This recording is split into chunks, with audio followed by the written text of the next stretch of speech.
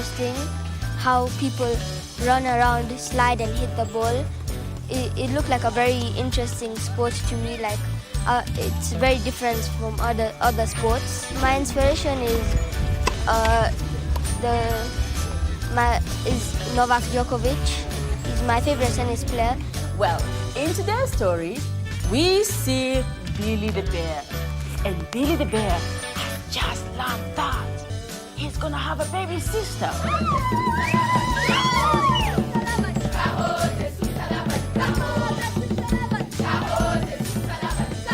Feel my way through the darkness. Gotta buy a beat. We're differently abled.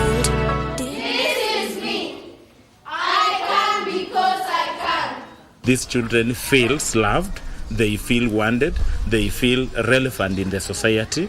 Na ukikuja kwa event kama hii, unaona kumbe sina shida. Juu unaweza pata mtoto mwenye ako wasa hata kusinda wako. Alafu sasa inaleta urahisi ya kujikubali kwa hiyo issue yenye uko ndani. Differently abled, differently.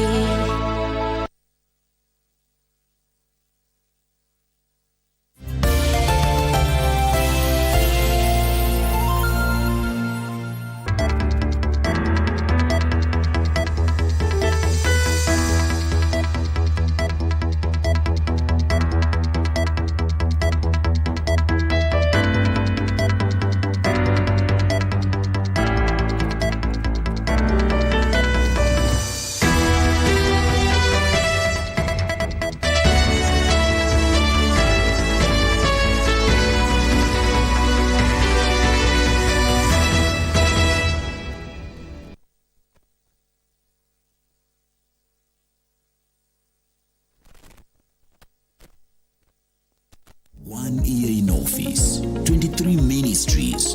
Time to review the journey in implementing the bottom-up economic transformation agenda. What is your assessment of the government's performance? Will they ace the performance test? Tune in to KBC News at 9 p.m. for the government scorecard.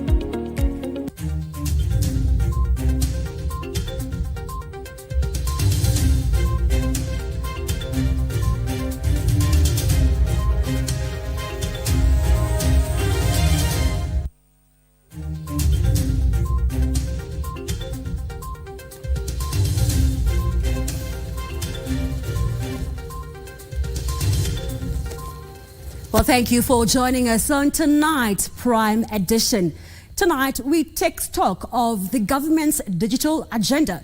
We'll be looking at the laying of fiber optic cable and where the government is at. We'll be looking also at 421 public Wi-Fi hotspots that have been set up across the country and also the 174 digital hubs. That will be our discussion tonight with the Cabinet Secretary for Information, Communication and Digital Economy, Eliud Owalo. But first, we take a look at the highlights.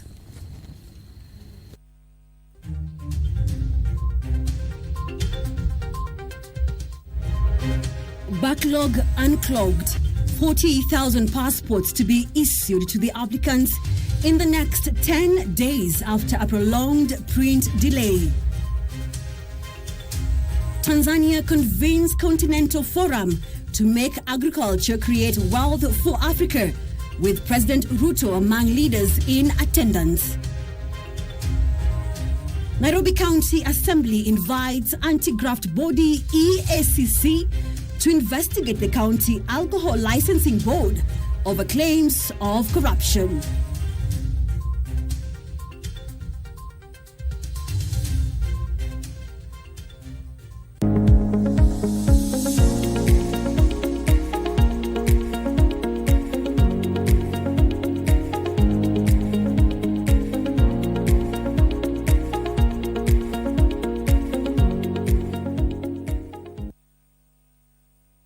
Well, thank you for joining us. You can join us on our social media handles at KBC Channel 1, and you can tweet me directly at Carol W. Njenga. Welcome to the program.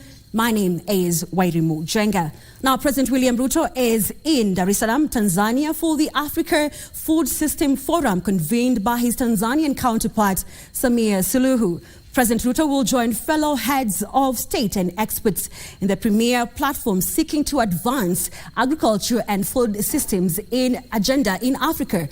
Under the theme Africa's Solutions for Food System Transformation, the forum is anchored around building back better food systems and food sovereignty and identifies steps needed to achieve this transformation. The forum will spotlight the role of women and youth through the re-energized commitment in the food systems conversation, with a focus on regenerating interest in agriculture as a means of wealth creation for the continent.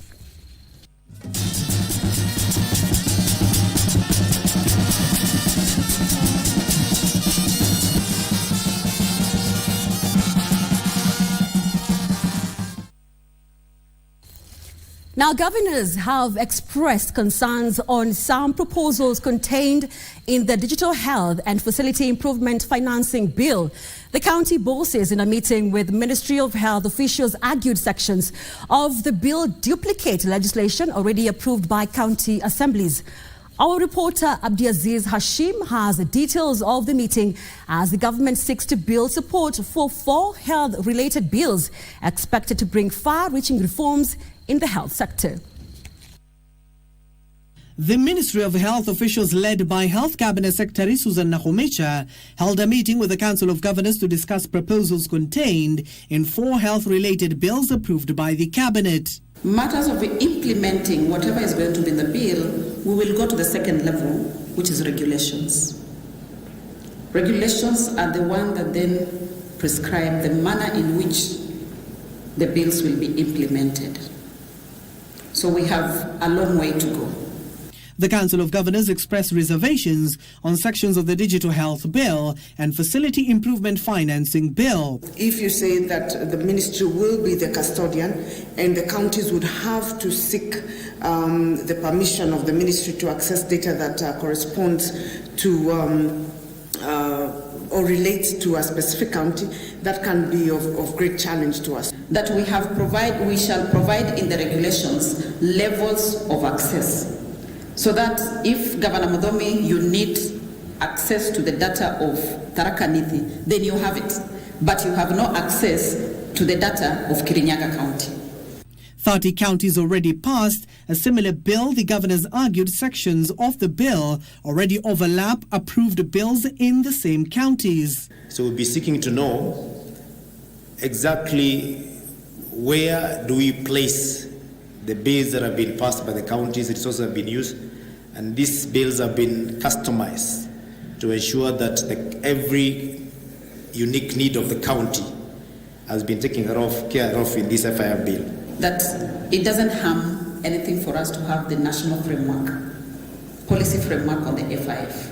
It doesn't harm. Then you can have the individual county descriptive frameworks in terms of what, but we'll provide the big one, the broad-based one, that then those can borrow into. Health Cabinet Secretary Susan Nakhumicha, however, assured the county bosses that the 2 levels of government will work together to harmonize any areas of concern. If you give me a bill or an act to employ 1,695 workers who are CHPs, I cannot do it because of the resources. On CHPs, even at the national level, we agreed that they are not workers. And that is the reason why we did not call them community health workers, because it was the easier way to call them and not volunteers. That's how we settled on promoters. So the issues in terms of them being part of the wage bill, that we are cognizant of it. The 4 bills, the Primary Healthcare Bill, Digital Health Bill, Facility Improvement Financing Bill, and Social Health Insurance Bill 2023, are expected to be debated in Parliament. 2 of the bills, namely the Social Health Insurance Bill and Digital Health Bill, will be tabled next week in the National Assembly during a special sitting. The 4 bills, if approved, will effectively result in the dissolution of the National Health Insurance Fund, NHIF.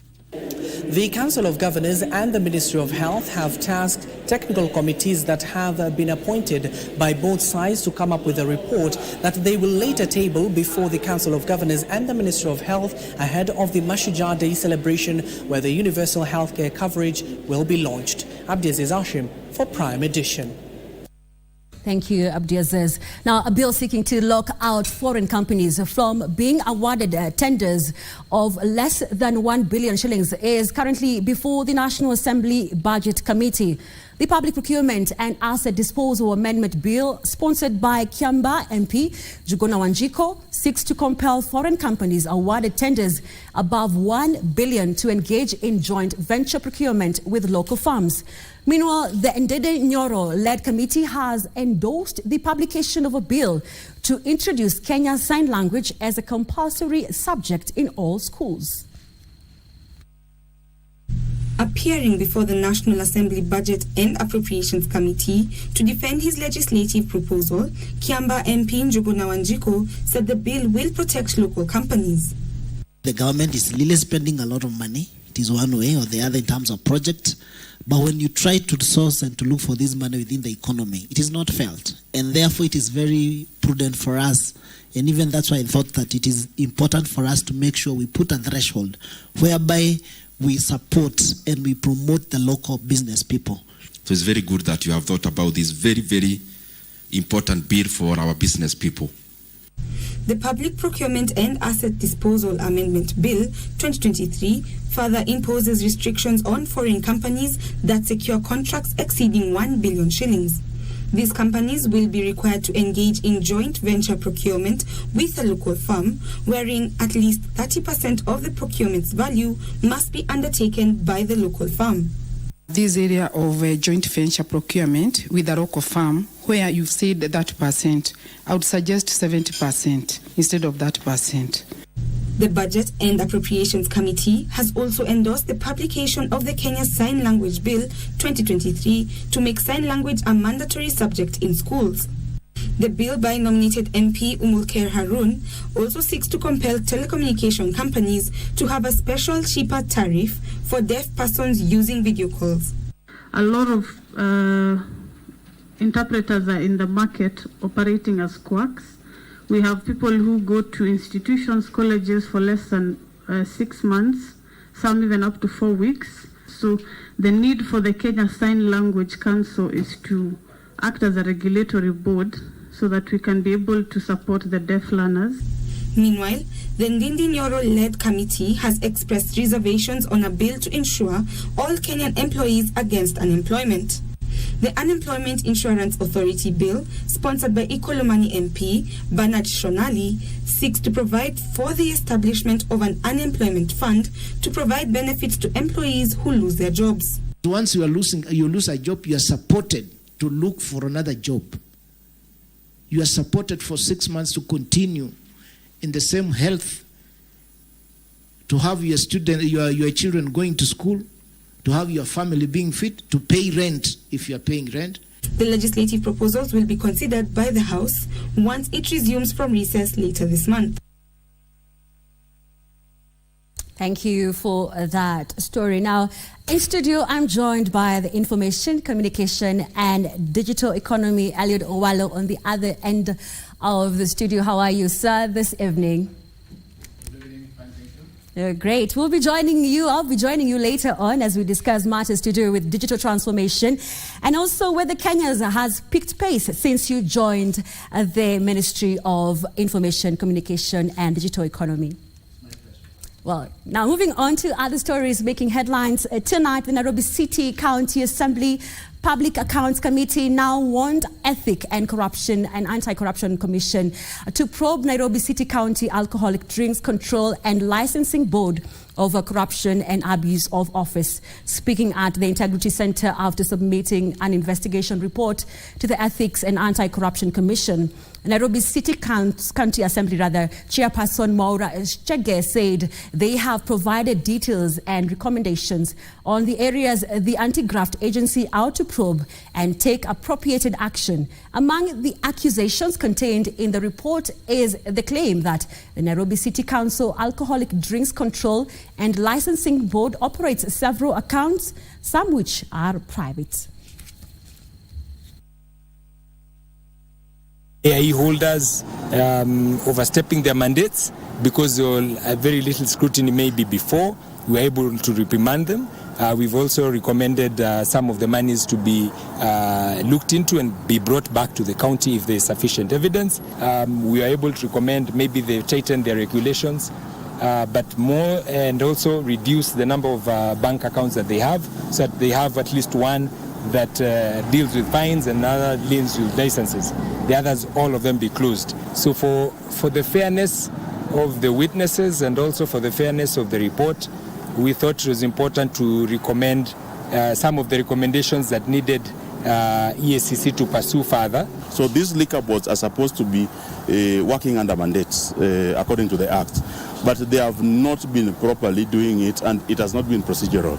And we think that with these reports, we'll give these boards, the boundaries they need to operate within. They need to declare their financial accounts. They need to be accountable to the county assembly, and also they need to operate within the clarity of the Financial Management Act, the Public Finance Management Act. Well, we'll be taking a short commercial break. Remember, you can engage with us on our social media platforms. That is at KBC Channel 1, on Twitter at Carol W. Njenga. You can share with us your questions and what you want the Cabinet Secretary for Information and Communication, Digital Economy, Eliud Owalo, to answer regarding their digital transformation agenda. Time to take that short break.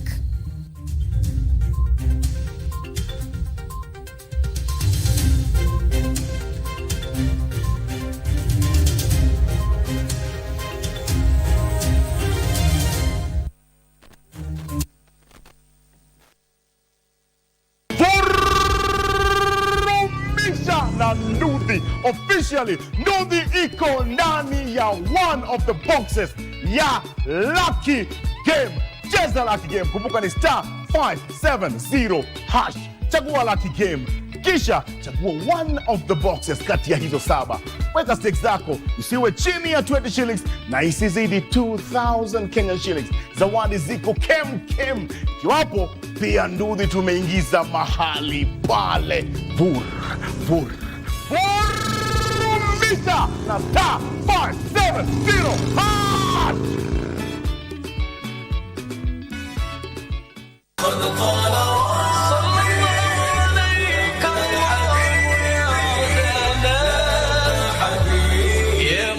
Kuweka mizani ya kipimo cha kupima watu.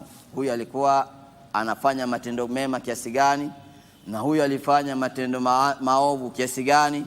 Kwa hivyo yale ambayo kwamba unafanya katika dari dunia huwa inarekodiwa na malaika wa Allah subhanahu wa ta'ala, na hawa malaika wanatembea nao kila wakati wakiweza kuchukua matendo yako, mazungumzo yako, mawazo yako, kila kitu. Umetunga kitabu kikubwa. Kwa mujibu wa Mtume Muhammad sallallahu alayhi wasallam, kile kitendo ambacho ni bora zaidi katika ulimwengu ni kuwa na imani kwa Allah subhanahu wa ta'ala na pia kumwamini Mtume Muhammad sallallahu alayhi wasallam ambaye ni mtume wake Mwenyezi Mungu. Looking fresh with my Miss One, reading through the book of on a Friday and saying salawat on the Prophet.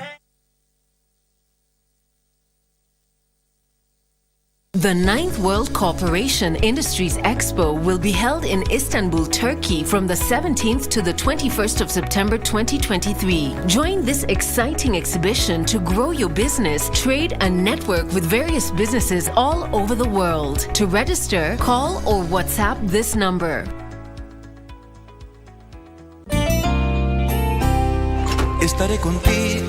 I never held anybody's hand again. Because I feel that if I let go, everything will disappear again. You told the police that they stole a watch like this from you, right? Let him go. Don't make matters any worse. Do what he says. Let him go. What exactly are you doing here? We have to get out of here. Come on. Let's go or they'll lynch us. Let's go. Daniela's united the entire town against us. If we don't do something, they'll lose their respect for us. That's why I'm gonna remind the whole of San Juan del Valle who the Molinas are. The unparalleled beauty of Lake Victoria in Homa Bay County. Homa Bay County. Homa Bay County na urembo mingi, kuna ziwa, kuna milima, tuko na viwanja, tuko na mbuga za wanyama. This September, Magical Scenes brings you Homa Bay and her beauty. Magical Scenes, only on KBC Channel 1.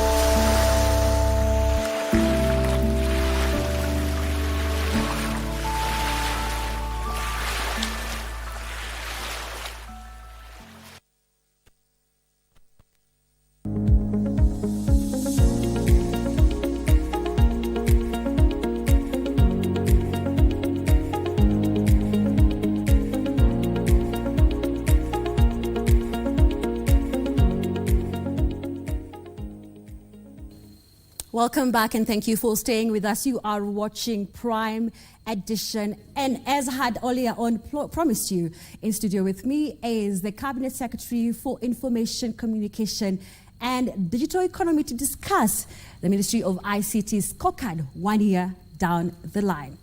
Thank you for joining us, Cabinet Secretary. Thank you, it's my pleasure. Well, we can start from, since you took over office, I'd like to know whether Kenya's digital transformation has picked up pace. Oh yes, we are on the right track, Caro. If you remember, we had what is called the plan. That was our policy proposition during the campaigns as the Kenya Kwanza team, and subsequently it has now informed the overall policy framework of government. Within that Kenya Kwanza plan, commonly known as the plan, the bottom-up economic transformation agenda, we have got the digital superhighway as a standalone thematic area.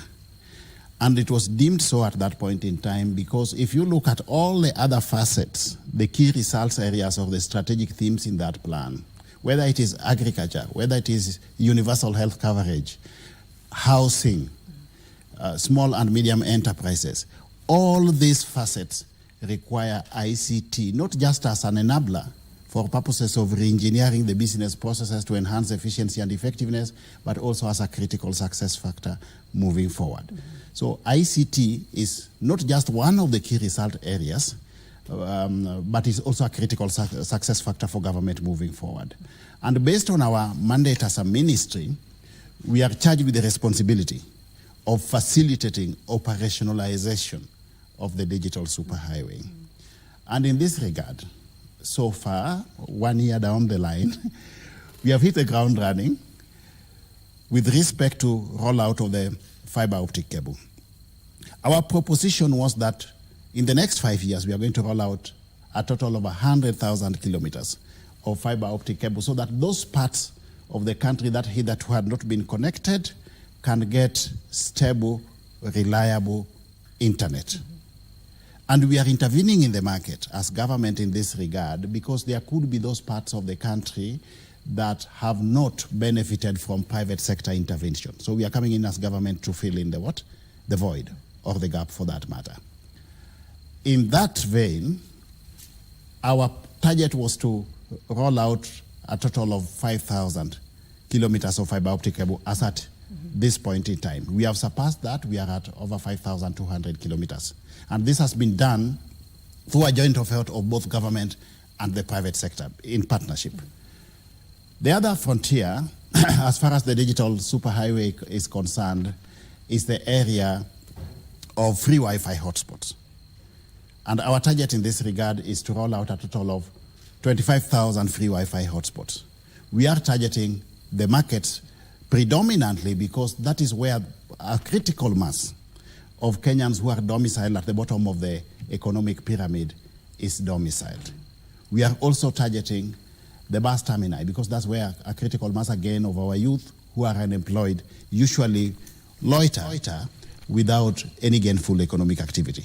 We believe that if we connect the markets and we connect the bus terminal, we shall have enabled our mothers and sisters who are involved in itinerary trade within the markets to leverage on ICT for purposes of e-commerce.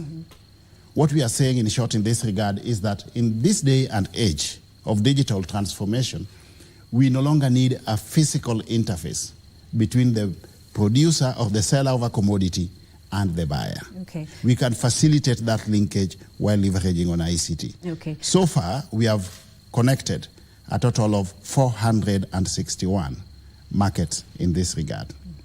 Okay. Now, staying with the digital superhighway, just to take you back, you talked of an extra 100,000 kilometers of fiber optic. This means an average of 25,000 kilometers annually. Oh, yes. And you've talked of 5,000 as of end of July. Oh, yes. Will you be able to surpass the target?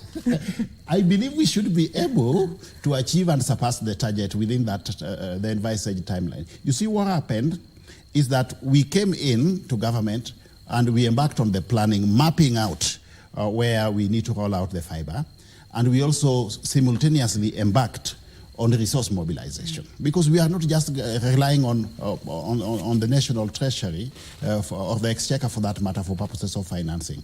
Now, we believe that in the current financial year, we should be able to make fundamental progress in rolling out of the fiber, because we have managed to secure adequate funding, at least to see us through the financial year.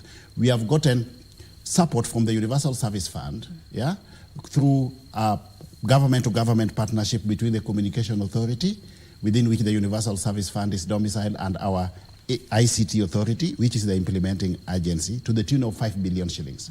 This will fundamentally support the rollout of fiber connectivity.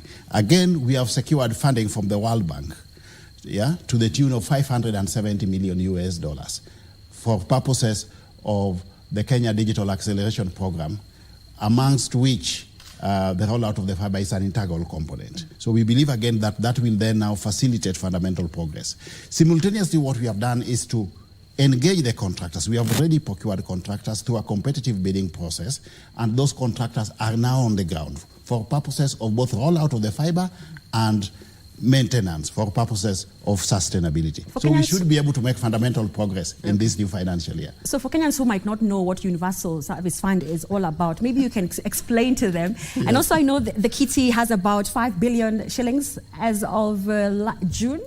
You see, what happens, Universal Service Fund is basically a kitty where upon licensing of the telecommunication companies, they contribute some money towards the Universal Service Fund for purposes of facilitating growth of the sector through policy framework of the government. And one of the things that this money is supposed to do is to facilitate universal access to technological innovations.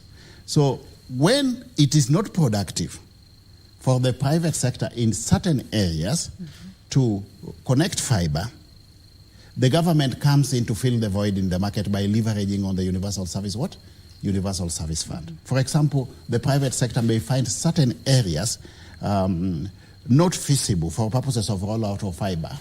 Let's say Turkana, for example. I'm just giving a hypothetical example. Northeastern, for example. The government then comes in to intervene in the market. In a perfect market situation where everything was working normally, the government would not have any reason to intervene. But to ensure that we have got access to those parts of the country that is not connected due to disproportionalities in the market, the government comes in to intervene through the Universal Service Fund. Okay. Yeah. Have you mapped out those areas that... Yes, we have already mapped out all the areas where we need to roll out the fiber, and we have had meetings with integral players as far as fiber business is concerned. You know, it is not only government that is rolling out fiber. We have got integral stakeholders in the private sector also who roll out fiber. Kenya Pipeline, for example, Ketraco rolls out fiber. Kenya Power rolls out fiber. Kenya Railways rolls out fiber. We have sat down, Liquid Telecom is another one. We have sat down with all these players and we have agreed, we have done the mapping of where the fiber is going to be rolled out. We have agreed on who is going to roll out what threshold of the fiber. We have agreed on the timelines and the performance indicators for each and every entity. So it is all systems go, and I believe that we are on the right trajectory. Okay. Yeah. The government common core network is aging. Yes. It was installed in 2008. Yes. And the wear and tear has led to internet outages across government ministries. I'd like to know whether it's being upgraded. That is actually one of our most immediate concerns, and we have embarked on that in earnest. We are upgrading the government core network, the North B network, so that we can have sustainability in all the digital interventions that we are undertaking, because it is the main foundation of everything else that we're going to do as far as digital transformation is concerned. Okay. So that is work in progress. We are upgrading, upscaling the North Bay infrastructure. Okay. Yeah. Let's talk about the public Wi-Fi hotspots, the Yes. 461 Yes. as of today. Yes. Now, a few Kenyans we have talked to, they have said some of these public Wi-Fi hotspots are not functional. How are you dealing with, I know challenges such as power outage are there, but Yes. how are you dealing with such challenges? You know, anytime there is a new intervention, you learn lessons as you implement. What happened is that when we embarked on this process, we didn't have a baseline on the basis of which we would come up with propositions as far as the market demand is concerned, okay? Projections as far as the market demand is concerned. Initially, we had envisaged that perhaps we would be talking of about 200 to 300 users in the market.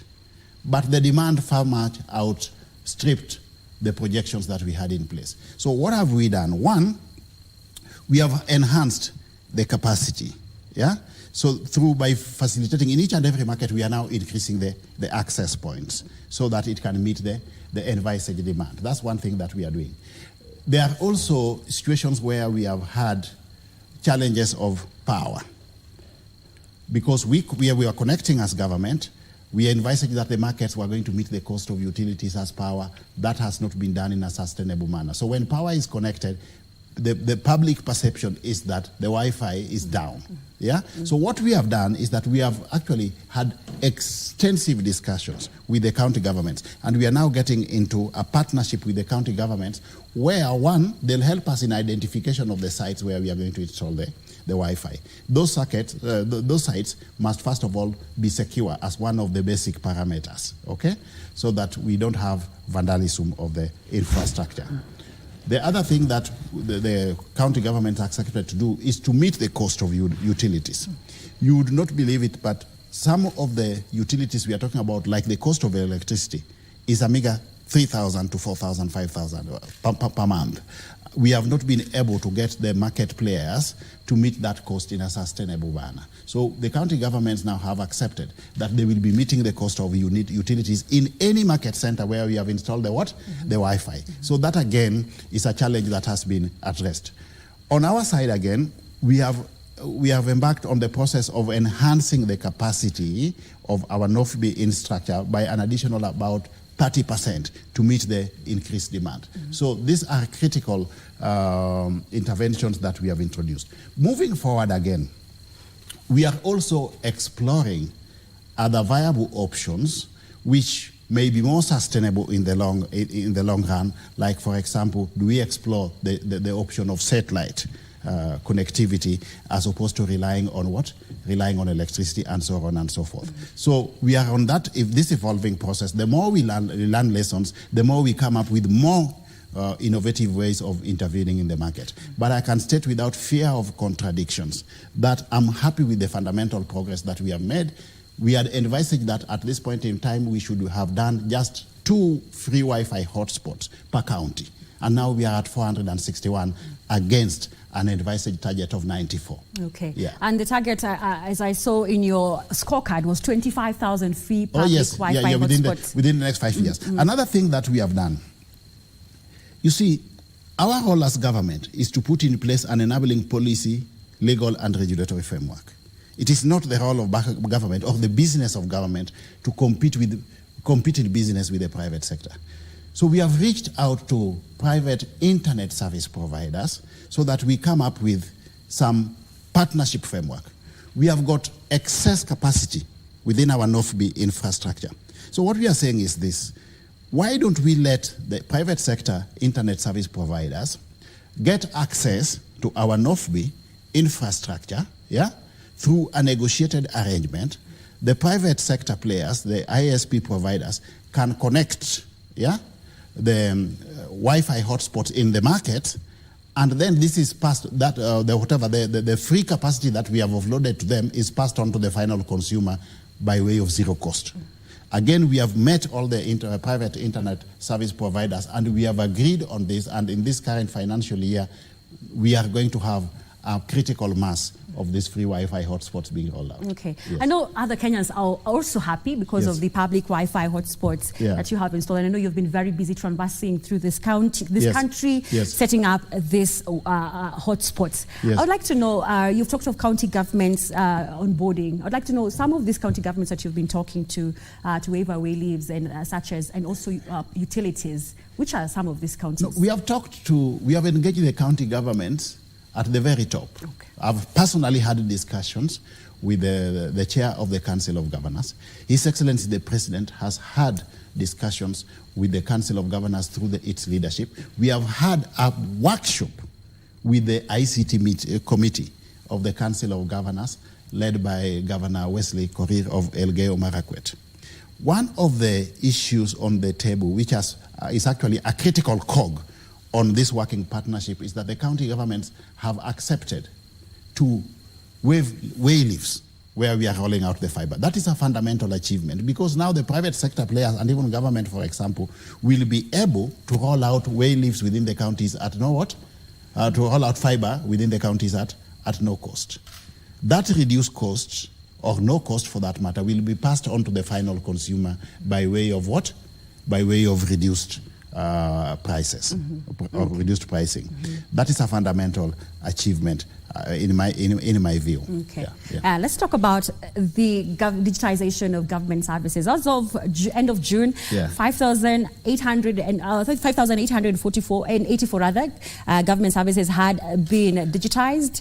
I'd like to know, as of today, how far are we with digitizing all government services by the end of the year? That was the target. This is one area where actually I'm very surprised at our performance.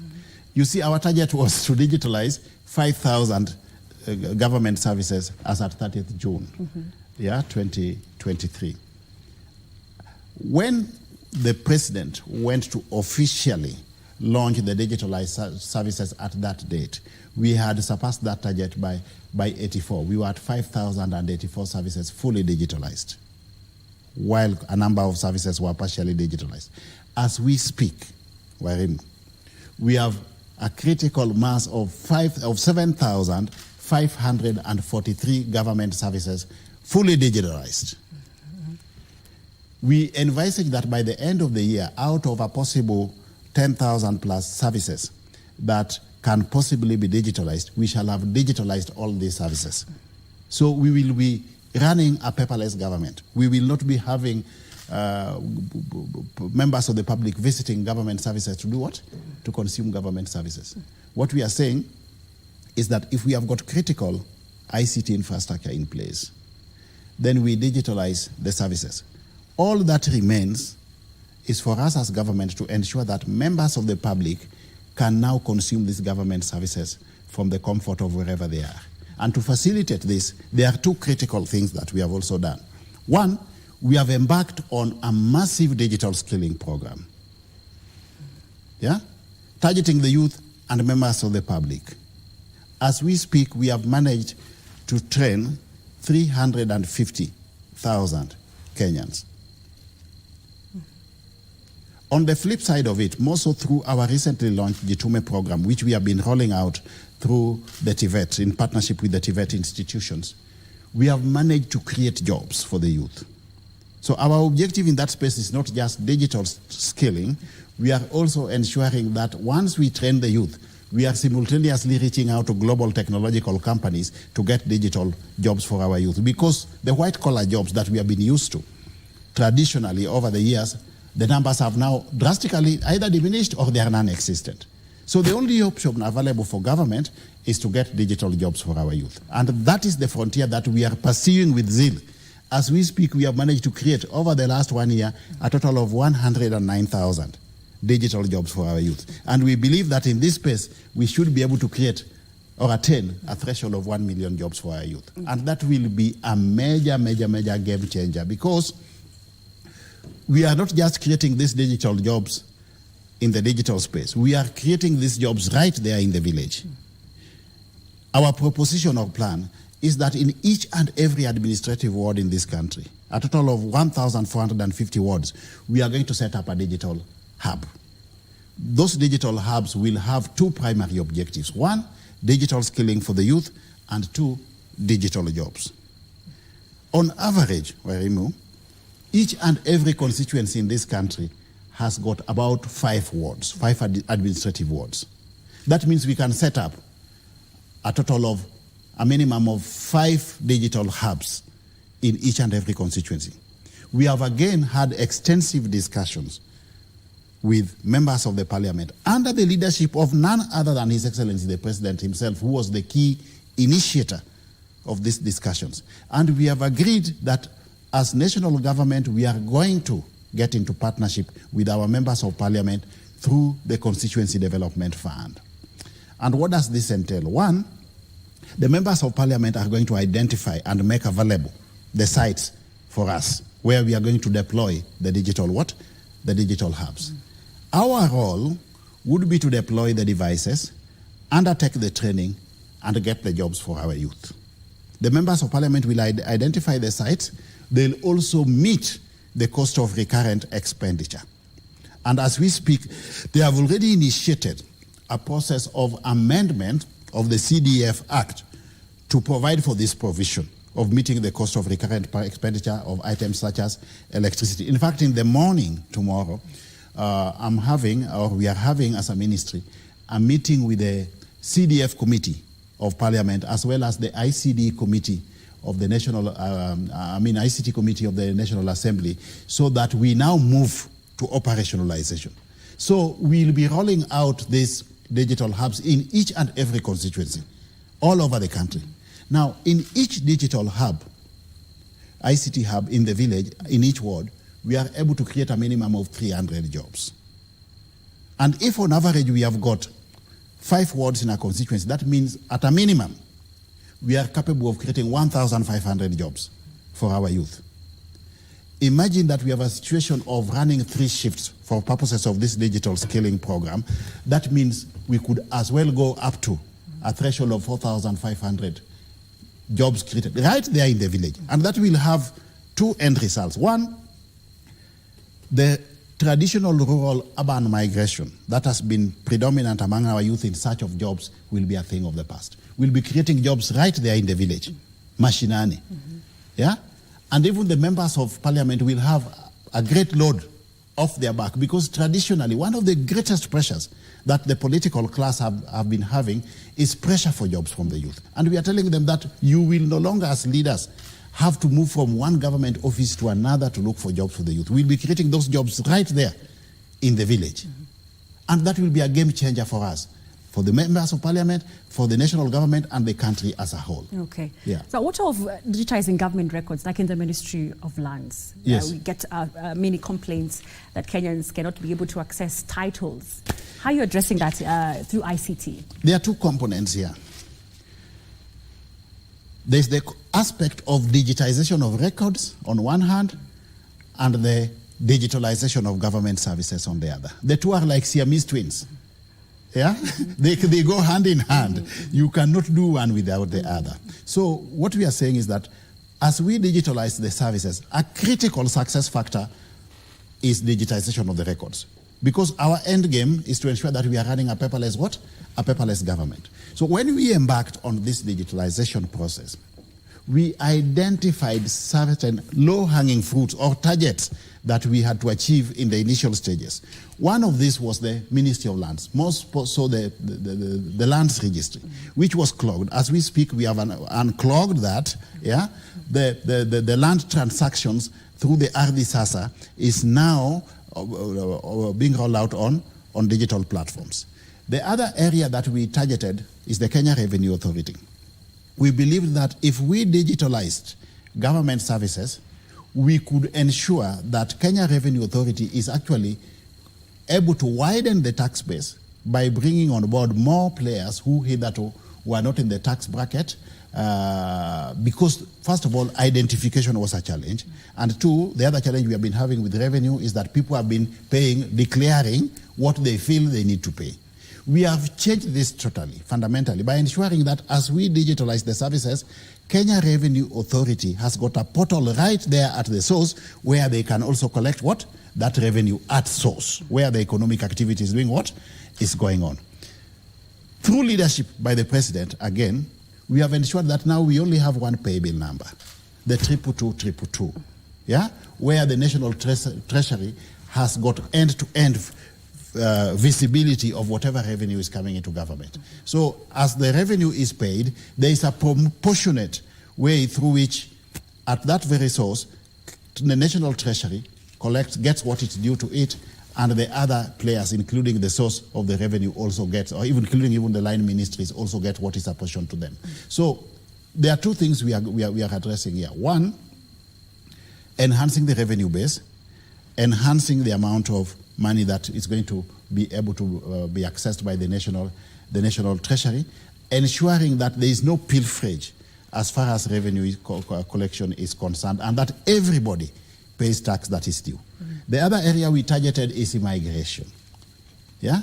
And through partnership with the Ministry of Interior, again, we have made fundamental progress in this regard to ensure that, for example, issuance of passports, yeah, is now done in a seamless manner, is now fast-tracked. We had a situation where even Kenyans who are resident outside the country had to travel here to complete the passport acquisition process. And we are saying that in the not-too-distant future, they would be able to access these services seamlessly, end-to-end, from wherever they are. The other area is transport. Okay.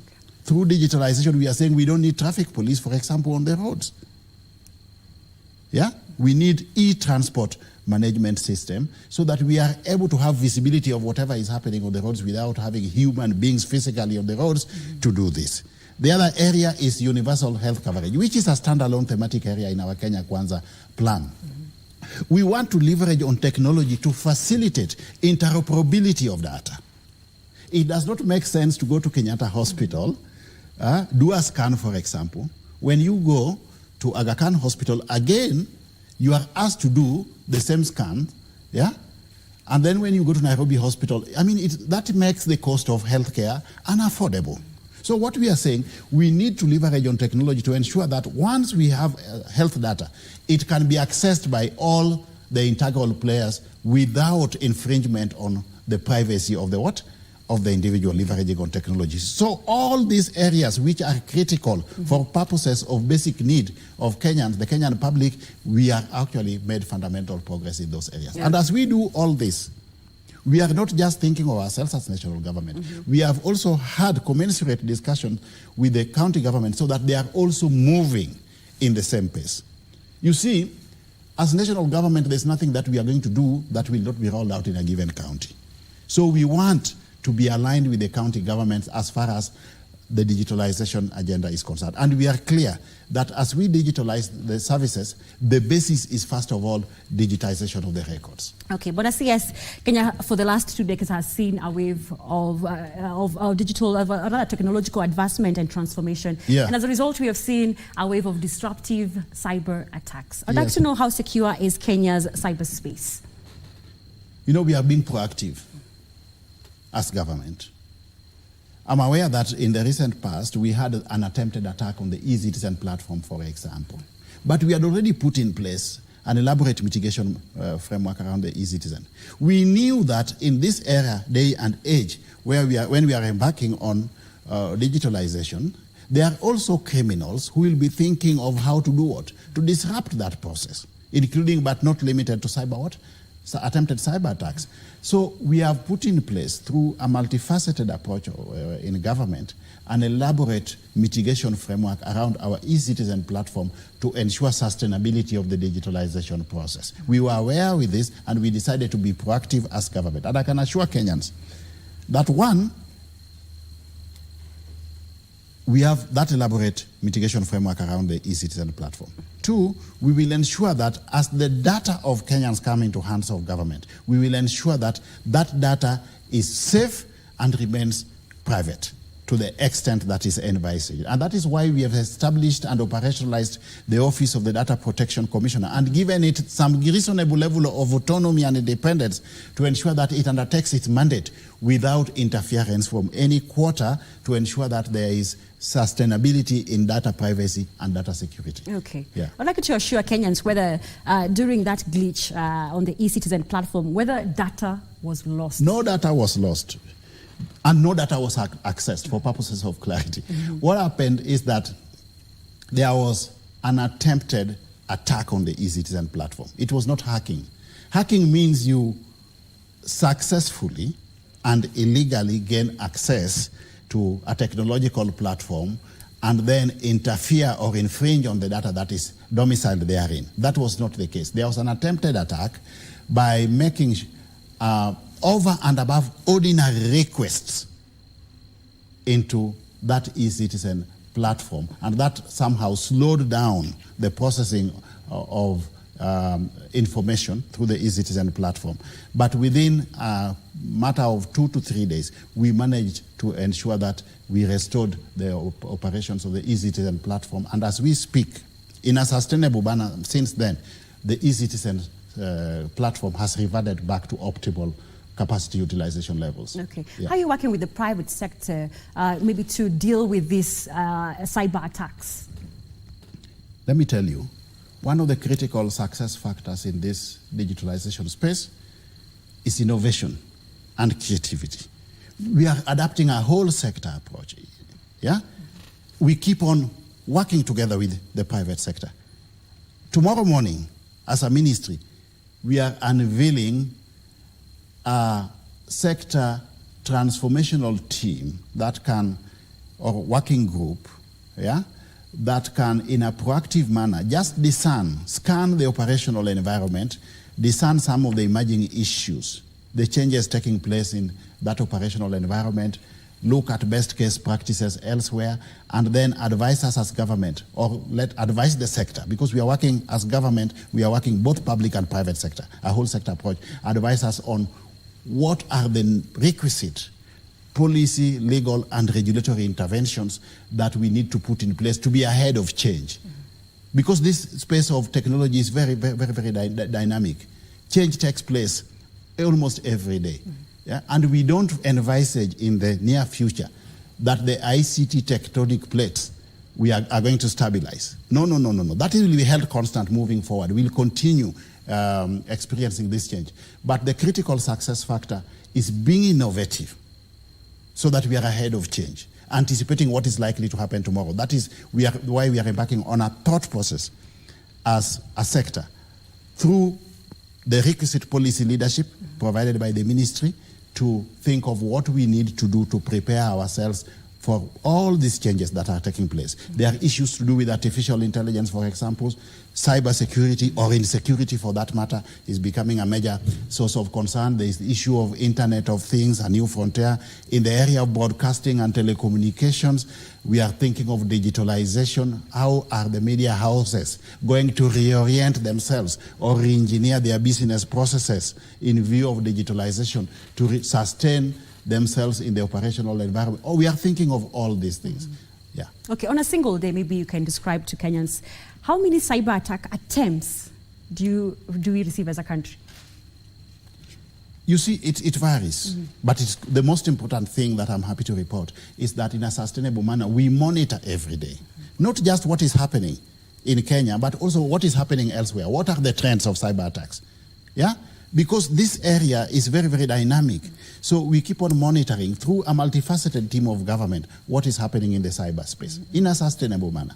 Okay. Let's talk about the WorldCoin craze, which has raised data protection concerns. Yeah. Why doesn't there seem to be a common government position on WorldCoin? Because you said there was no breach. Interior CS ordered closure of operations. The AG in Parliament blamed Registrar of Companies and a Data Commissioner. Minister of Health claims she blew the whistle on WorldCoin. What's the government's position? What you are referring to as is inconsistency is actually what is supposed to be the situation. What we are saying is this. One, I did state at one point in time that when this entity, WorldCoin, was registered, it had conformed to what is stipulated in the Data Protection Act. Okay? But that is for purposes of registration. And at that very, very instance, or on that very, very occasion, I did state that when it comes to operationalization, issues emerge. And as far as operationalization is concerned, there are rules, regulations, and guidelines. Just today, if I may give a hypothetical example, you can go to the Business Registration Service, register a company. What have you gotten? It's just registration. But as you start operationalizing, there are attendant rules, regulations, and guidelines that you are expected to conform to.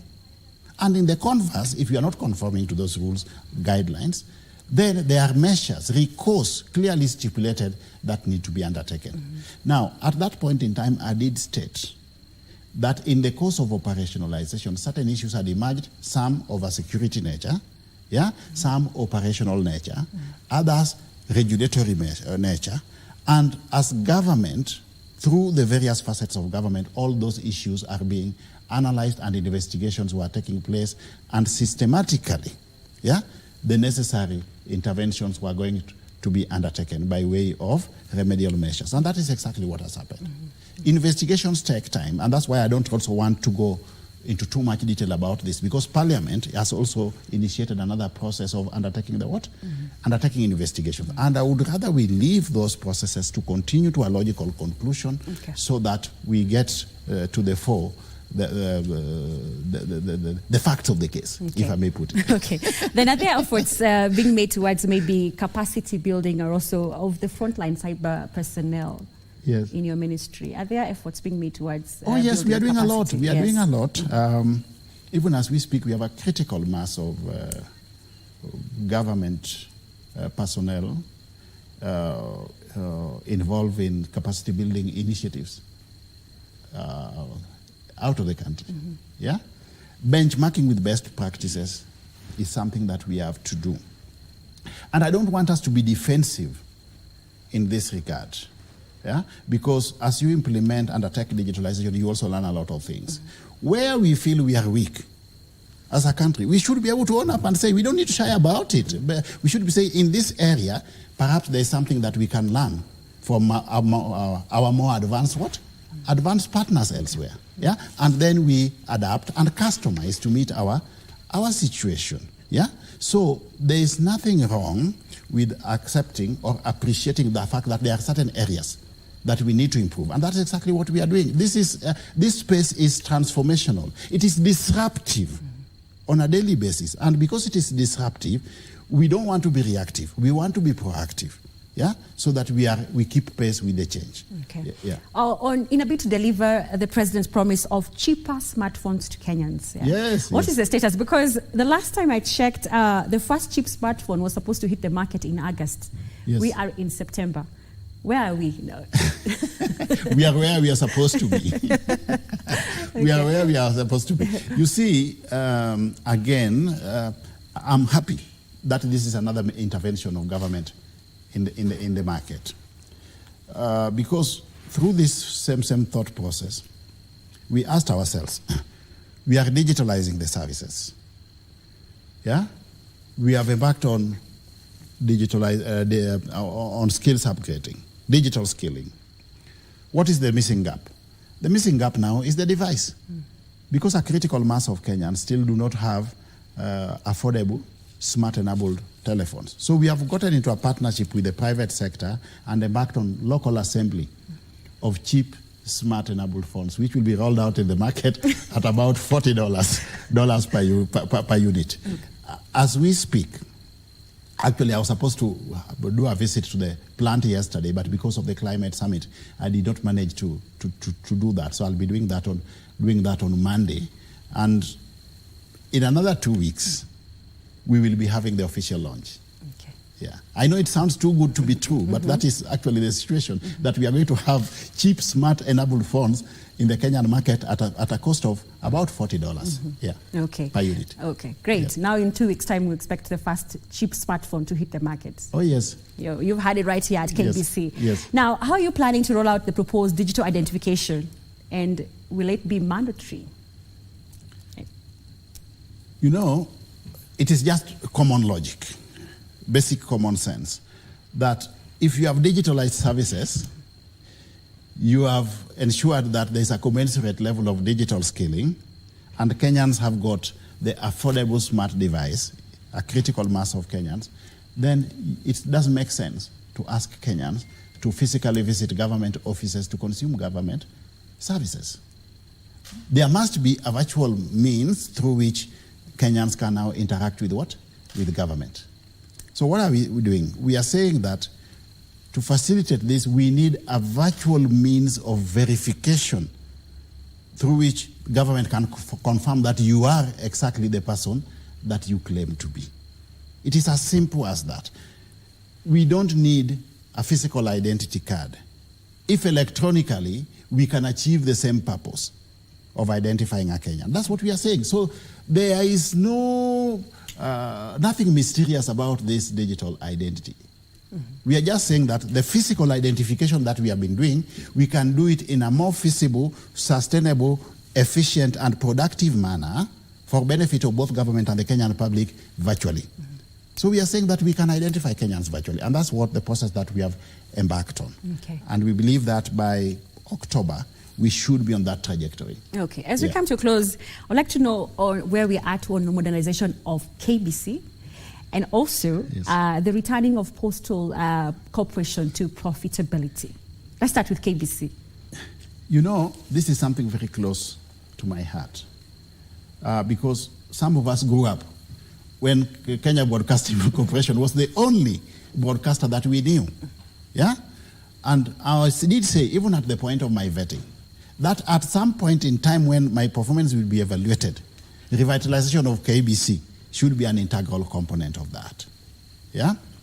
And we have embarked on this process. One, we are working on the infrastructure. Yeah? We are at the tail end of attaining a support that will see us upgrade a critical mass of all the infrastructure, the transmission stations and all that of the Kenya Broadcasting Corporation. Yeah? We are gotten, of course, the intent. We are going to process its work in progress through the normal processes in government because it is a foreign support in that regard. And we believe that in another 1 month or so, this shall have achieved the requisite approvals within government, and we can now have that rolled out. We are embarking on the modernization of the studio. We have embarked on acquisition of a broadcasting van. We are rejigging the business model. We are embarking on sponsorships. As we speak, we have got several levels of sponsorship that we are pursuing to enhance the revenue streams of KBC. Intentionally, deliberately, and consciously, I'm very, very passionate and concerned about the staff motivational levels, and this is something that we are already discussing with management, how we can enhance the staff motivation levels by ensuring that if we can have alternative or adequate revenue streams through some of the interventions that we are putting in place, then correspondingly we are also ensuring that we reward staff to a level commensurate with their contributing component. So we are on the right trajectory. Postal Corporation of Kenya is no exception. Again, we are upgrading the infrastructure, but we are very clear that the direction we have to go for Posta is e-commerce. Yeah? We are in the process of getting somebody who we can partner with for purposes of the payment gateway. We are in the process of attaining critical partnerships with various entities in government. Immigration, for example, we are progressing with the last mile delivery of passports. KEMSA, we have gotten into a partnership where we are facilitating last mile delivery of medical supplies. The IEBC, we have been doing quite a bit of business with the IEBC there, which is another fundamental revenue stream for Postal Corporation of Kenya. So what we are saying is that Posta no longer needs to confine itself to the courier business that traditionally it's been doing. The direction we have to go is e-commerce. Yeah? We want Posta to be like Amazon, for example. Okay? And we are pursuing this, and we believe that it is the game changer for the Postal Corporation of Kenya. Okay. Yeah. Bonasias, as we come to a close, I'd like to hear your thoughts on the African Climate Summit. I know it's and now it's African Climate Week. I'd like to know how we can leverage on ICT to drive climate solutions and also climate financing. It is all about smart everything. Even in the environmental space, we want to talk about smart environmental interventions. Everything that we are going to do in that climate change agenda requires re-engineering of the processes through ICT. So ICT is again a critical contributing component towards the green economy. Yeah. Okay. Yeah. Thank you so much, Bwana CS. Well, if you have any closing remarks, we're Oh coming yes, to an end. I want Kenyans to start preparing for the new digital Kenya. Okay. Our vision is an empowered and digitalized Kenyan society. And what does this mean? It means that we are going to have a digital end game at the tail end of all that we are talking about, all these interventions. We are going to run a paperless government. Kenyans need to prepare for that. We are going to create digital jobs away from the traditional jobs. Our youth need to start preparing for that. That is the new frontier. We are digitalizing all government services. Yeah, Kenyans can consume government services from the comfort of wherever they are. Even those who are abroad don't need to physically come here to consume government services. We are embarking on e-commerce. So we must think of a radical departure from the traditional way of doing business to the new frontier, which is e-commerce. We are also, in the same vein, going to turn Kenya through this digitalization process into a 24-hour economy. Because there will be no difference between day and night. You can work at any point from wherever you are. So we are on the threshold of turning Kenya into a digital what? A 24-hour economy. We believe that through all these interventions, we should be able to position Kenya effectively, not just as the ICT hub of Africa, but a major global player and a global player and investment destination of choice, informed by comparative advantages, driven by ICT. Thank you, Bwana CS, for creating time to join us in studio. Yes. That has been a conversation on digital transformation agenda. You've had it from the CS himself right here on our KBC studios, talking about turning Kenya into a 24-hour economy. And he has said that in 2 weeks' time, the first cheap smartphone at $40 will be hitting the market. That and much more, you can revisit this conversation on our YouTube channel at KBC Channel 1. We take a short commercial break. We'll be right back.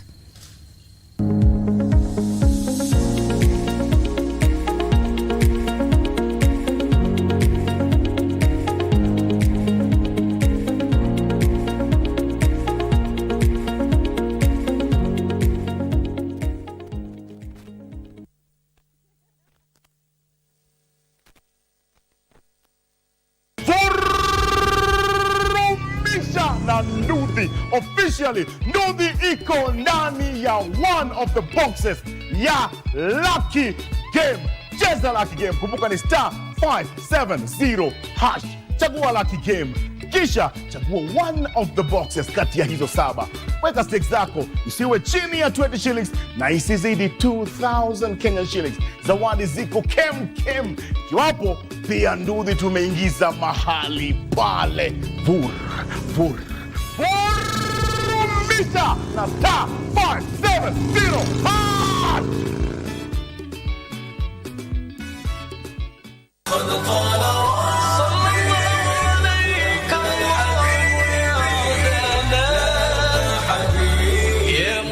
Kuweka mizani ya kipimo cha kupima watu. Huyu alikuwa anafanya matendo mema kiasi gani na huyu alifanya matendo maovu kiasi gani. Kwa hivyo yale ambayo kwamba unafanya katika dari dunia huwa inarekodiwa na malaika wa Allah subhanahu wa ta'ala. Na hawa malaika wanatembea nao kila wakati wakiweza kuchukua matendo yako, mazungumzo yako, mawazo yako, kila kitu. Umetunga kitabu kikubwa. Kwa mujibu wa Mtume Muhammad sallallahu alayhi wasallam, kile kitendo ambacho ni bora zaidi katika ulimwengu ni kuwa na imani kwa Allah subhanahu wa ta'ala na pia kumwamini Mtume Muhammad sallallahu alayhi wasallam ambaye ni mtume wake Mwenyezi Mungu. Looking fresh with my Miss One, reading through the book of on a Friday, and saying salawat on the Prophet.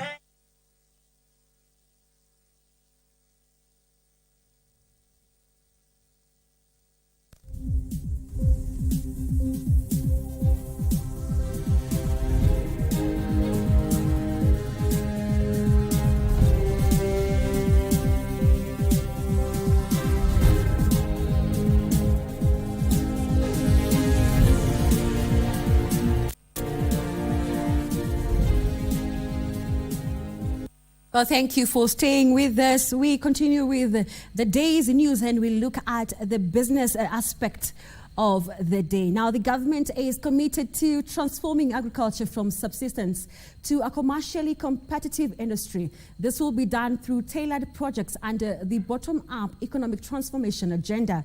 Deputy Rigathi Gachagua says the government has launched various initiatives that will increase investments in rice, cotton, coffee, beef, leather and dairy in a bid to raise the country's food security. Speaking when he opened the 2023 Mombasa International Show, Deputy President Rigathi Gachagua says the next phase of fertilizer distribution will benefit more farmers, which will in turn lead to higher production in the farms. The government is appealing to farmers to make use of subsidized fertilizer to increase agricultural production and productivity.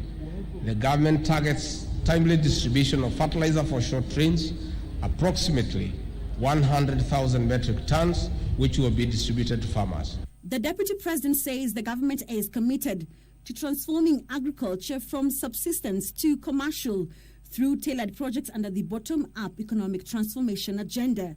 The government has prioritized key value chains through the bottom-up economic transformation agenda, and we believe will be most effective in realizing food security, reducing food imports and increasing exports. Under the Agricultural Transformation Initiative, Kenya will increase the production of edible oil from the current 80,000 metric tons to 240,000 metric tons. This will be achieved by investing in cultivation of oil crops that include palm oil, sunflower, canola and soybeans. Already, procurement of sunflower and soybean seed is ongoing, targeting distribution during the October to November 2023 short range.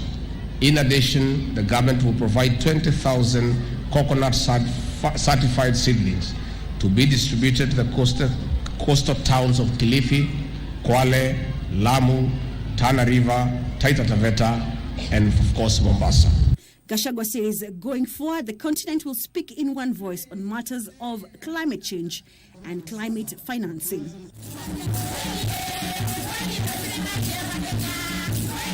Now, investors have been called upon to invest in the Lapsset Corridor project under Vision 2030 strategy connecting Lamu Port, South Sudan and Ethiopia in order to facilitate regional trade. This comes as the port received 7,300 tons of food from Djibouti heading to Kakuma and Dadaab refugees camps and other famine-stricken areas.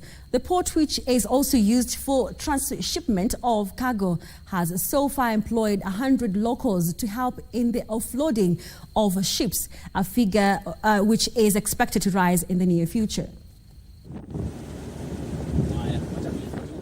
Launched in mid-2021, Lamu Port welcomed its 44th ship on Wednesday, dubbed MV African Swan,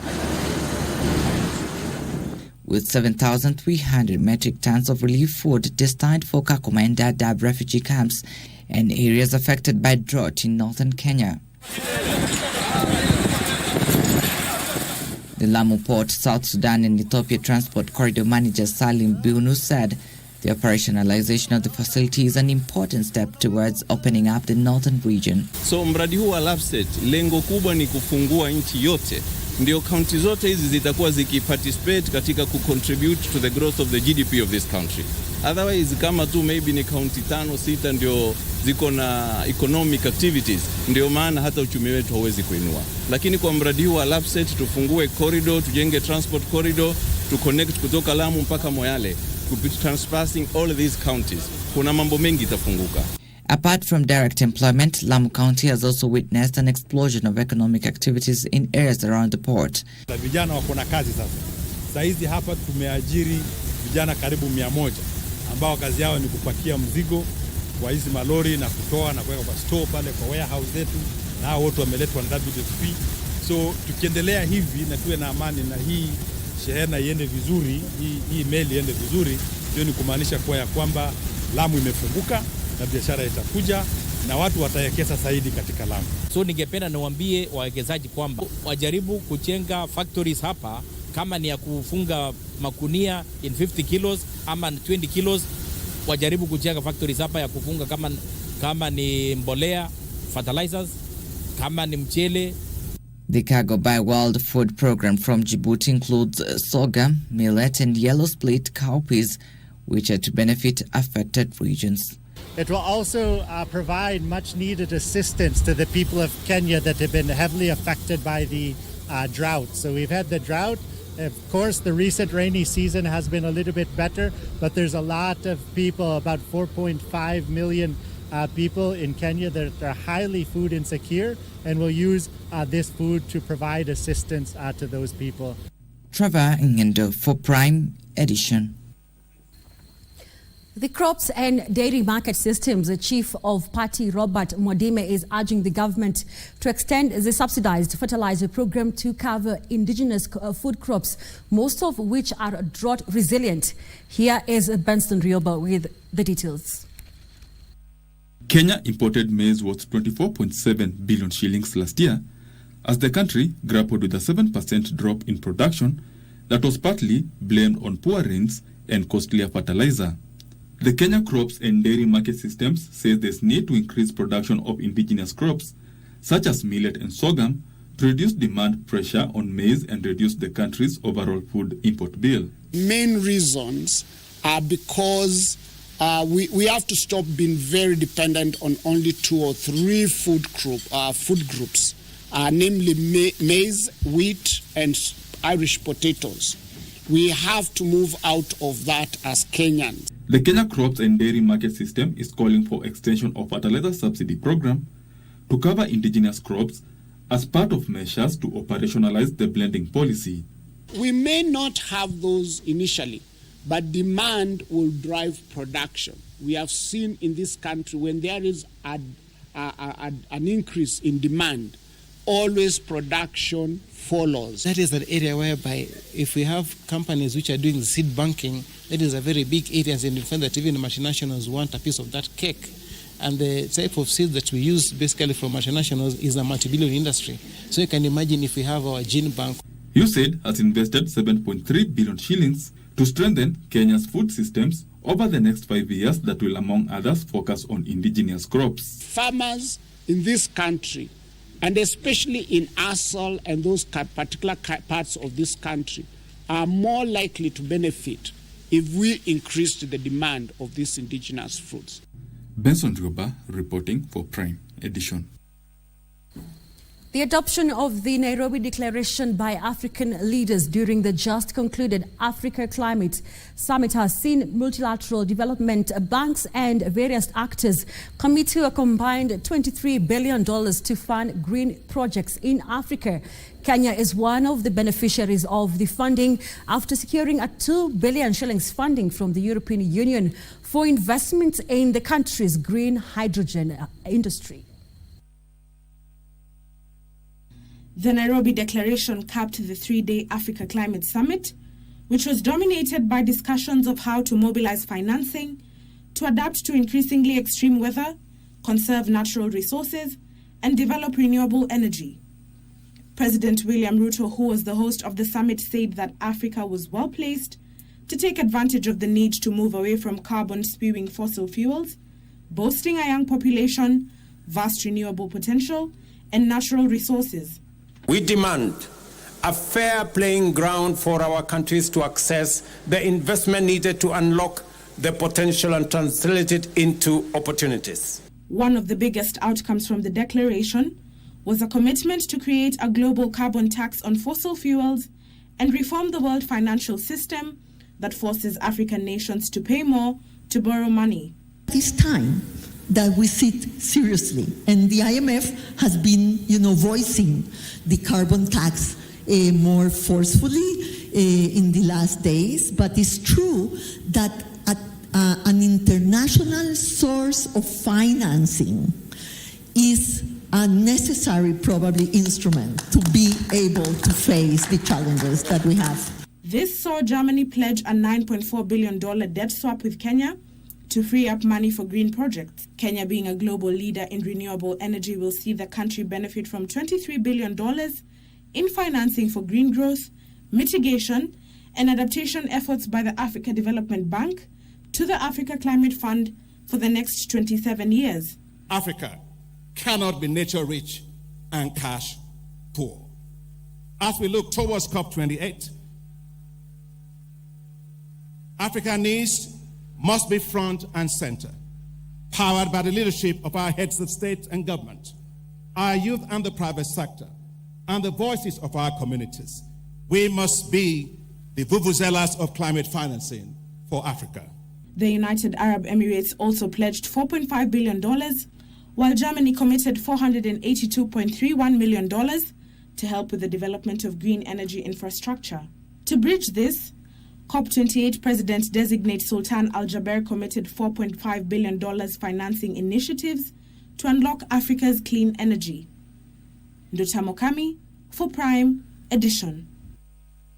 Now to our weekly segment, Magical Scenes, we focus on Rusinga Island, which is a bird's paradise, home to more than 300 species, including the African fish eagle. Rusinga is also blessed with lush green landscapes and indigenous trees that contribute to its scenic beauty. Tonight on Magical Scenes, Irene Muchuma Odim brings you part 1 of Homa Bay and her beauty.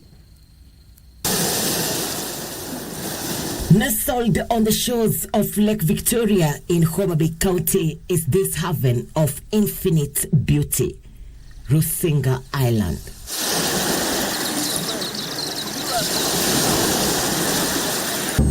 The island can be accessed by air, road, and by the lake. The waters of Lake Victoria from Rusinga Island unwraps a unique experience for a tropical holiday and business meeting destination. There is the beach product, well captured in the early morning hours. You can take a stroll along the beach, have a drink in the traditional boat on the shores of the lake, or watch from a distance and have a feel of sitting on the beach stretched out in the sand. The waters on this side of Lake Victoria are arguably comforting and inviting.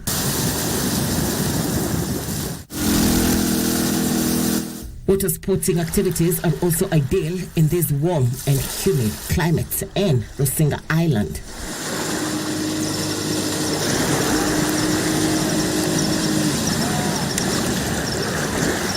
Water sports at the lakeside part of the country can be as exciting as this, but then I'm warned that if I take sharp corners, I might fall into the water. So that is one of the precautions that one should know about.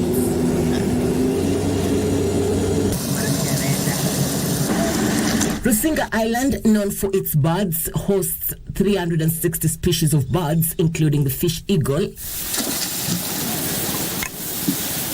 You may be interested in this Rusinga Island resident eagle couple owing to its hunting abilities. With unparalleled precision, an eagle performs a lightning first dive, plunging its sharp talon into the water, firmly grasping the unsuspecting fish. And when the sun sets, the beautiful Rusinga unveils itself like the peeling leaves of an onion.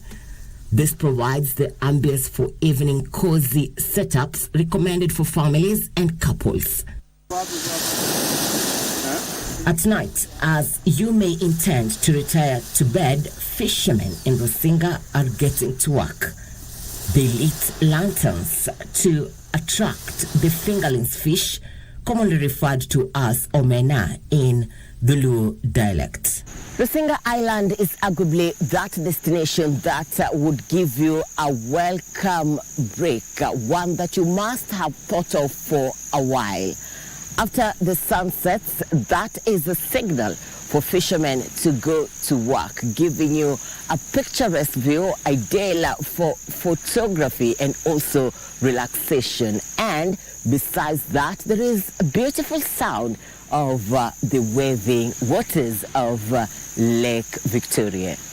Mostly we will normally take the guests there for sundowners because you'll be able to see the sun setting right into the horizon, the water, and we will also have the birds coming in before you leave back for the lodge. We have like an African dishes a day when it comes to our international clients, and they will really like to taste the way it is made, the way the fish is made here traditionally. You experience the luxury, you experience the nightlife, the spectacular view, the wild, the trees, the bird species. It is only possible in Rusinga Island.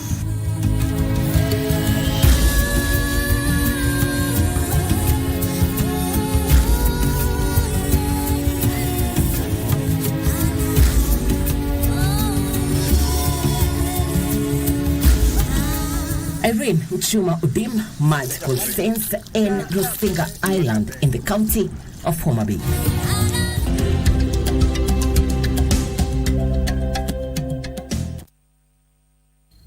Wow, Irene Uchuma, what a spectacular island, a place you can visit with your family.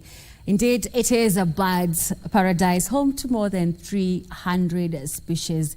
Well, it is a segment that comes to you on a weekly basis, and Irene Uchuma will also bring part 2 of that Rusinga Island next week. So do stand by for that. Now, on the other end of the studio, I am joined by Bernard Akumu to tell us on the latest in the world of sports. Bernard, what do you have for us? Yes, indeed. Thank you so much, Carol. And I hope a great night for Kenyan football tonight with the Harambee Stars registering their first win and Coach Engin Firat beating Qatar 2-1. Who are the scorers? I think I'm here to fill you in on other matters that are making headlines in the world of sports today. And we begin with a good story from Al Janoub Stadium, where the national soccer team, Harambee Stars, last gasp goal by Amos Nondi, helping Kenya national soccer team Harambee Stars to edge out Qatar 2-1 in an international friendly match played at Al Janoub Stadium in Qatar. Now, Kenya had taken the lead after 18 minutes when defender Joseph Okumu headed home Kenneth Muguna's teasing corner. Qatar fighting back to equalize through a penalty awarded in the 32nd minute after Eric Ouma had brought down Youssef Abdel Razak. And also Captain Hassan Al-Haidos making no mistake from the spot to restore parity for the host. Now, with the game seemingly heading for a draw, Michael Olunga bursting from the left flank, unleashing a left foot shot that was meekly blocked by 2 Qatari defenders, and substitute Amos Nondi latched onto the loose ball to guide it home, sending the sizable Kenyan fans inside Al Janoub Stadium into a rapture. After the morale-boosting Qatar win, Kenya is set to face South Sudan in its second friendly match. And on September 12th here in Nairobi, Kenya is using the matches to prepare for the 2026 World Cup qualifiers, which are set to kick off in November. Now, in the World Cup qualifiers, Kenya is in Pool F alongside Ivory Coast, Seychelles, Gabon, Gambia, and Burundi. أمام الزميلة في النادي يوسف، لكنه مر الآن لونجا.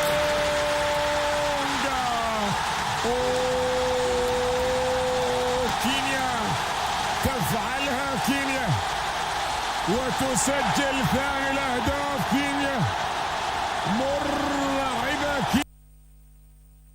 Elsa, Cabinet Secretary for Youth Affairs, Arts and Sports, Ababu Namwamba, has reiterated that his ministry had abided by all the requirements of the Kenya's Constitution as well as the Sports Act 2013, that the government will take nothing short of fidelity from the federations. Ababu was speaking when he appeared before the Senate Committee on Labour and Sports to respond to a petition by the County Football Association regarding the status of football in the country and the management of the sport, of course, in Kenya. He called on the legislators to work with the ministry in supporting the cleaning of federation space in Kenya. He assured that the committee, chaired by West Pokot Senator Rachel Julius Murgor, that his ministry was firmly in control of sports affairs in the country, that through the ministry's quick interventions, normalcy is gradually returning to the football scene.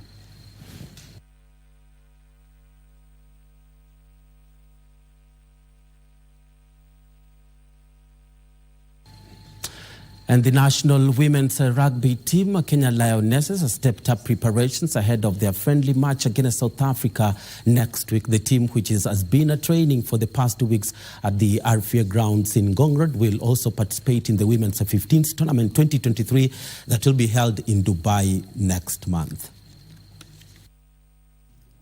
The Kenya national women's rugby team, fondly known as the Lionesses, has stepped up their preparations at the RFUA grounds ahead of their friendly match against South Africa next week. The team, which has been training for the past 2 weeks, will also take part in the WXV3 tournament in Dubai next month. In Dubai, the team will play Spain in their opener on the 14th October before facing Kazakhstan and Colombia on the 20th and 27th of next month. The team qualified for the WXV3 event, which is the Women's World Rugby Third Tier 15s event, after finishing second in the Women's Rugby Africa Championship held in Madagascar. Kenya played 3 matches last year in Uganda, where they emerged winners, then proceeded to Madagascar. The Lionesses have already made a name for themselves in the rugby world, and they are ready to make history once again as they face South Africa's Rhino.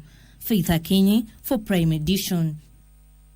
And St. Anthony Boys High School youngster Aldrin Kibet has been named the SJAC Sports Personality of the month of August. Now, the 17-year-old footballer was exceptional in August, scoring 7 goals, including 2 in the final during the Kenya National Second School Games in Kakamega. His outstanding performance helped his school win the national title, and he was also named the most valuable MVP of the tournament. For his achievements, Kibet was awarded an LG 55-inch TV worth 118,000 shillings. Now, to win the award, Kibet defeated other nominees, including world champions Faith Kipyegon and Mary Mora, and volleyball star Sharon Chepchumba, who was named the most valuable player at the Africa Women's Volleyball Championship in Cameroon. It's a special gift. It will boost my confidence. It will motivate me to work for more, so I could get rewarded more. Having a performer, a person that you will go to the national championship and say, national school games and say, this person is so much outstanding, it does not happen that so often. And simply because of that, we said, yes, a young talent has emerged, one which will be going to Spain to continue doing some fantastic work. And the committee decided, and that is the way that we are going. So, Hongera once again. He was not only the top scorer of the competition, but he played a very important role in helping St. Anthony's School secure the national title. His exceptional talent, you'll all agree with me, and the leadership he portrayed in the field earned him the vote of being the most valuable player. Well done to the Sports Journalists Association of Kenya for continuing to reward the outstanding talent in the Kenyan sporting scene. Well, you're now in the know. That's how we end it. But remember, you can get this and other stories by checking out our website, www.kbc.co.ke/sports. This and others, so including Kenya, the national women's cricket team that's set to face Botswana tomorrow in their T20 Women's Division 2 World Cup qualifier. Remember, they're one win away from advancing to Division 1 of the T20 World Cup qualifiers. That's how I end it. I'm Bernardo Kumu. Thank you so much for watching. Well, thank you, Bernardo Kumu, for that sports update. And he'll be joining us tomorrow for at least another set of sporting activities across the country. Now, remember, the government scorecard will be looking at various ministries and their performance in 1 year down the line. And we'll also be talking to various cabinet secretaries and to see how their ministries are performing. Now, that is it from me. Remember, you can continue chatting with us on our Twitter page at KBC Channel 1, at Carol W. Njenga, and also if you have questions for the CS, at CS Eliud Owalo. My name is Rusinga Njenga. Have a good night.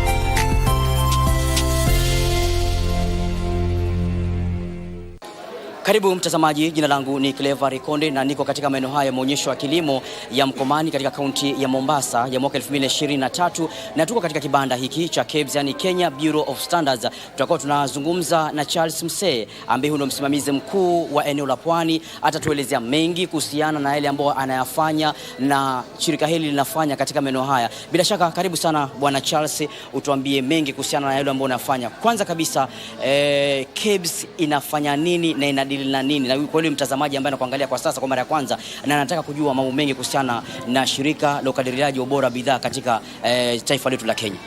Asante sana. Vile mmeambiwa wananchi, jina langu ni Charles Msee, ndio nasimamia idara ya Kenya Bureau of Standards Coast Region. KBC huwa tuna deal sana sana na kuangalia ubora wa bidhaa. We check the quality of products, both locally manufactured and those imported into the country. The products, the quality we do check in our the products which are produced locally.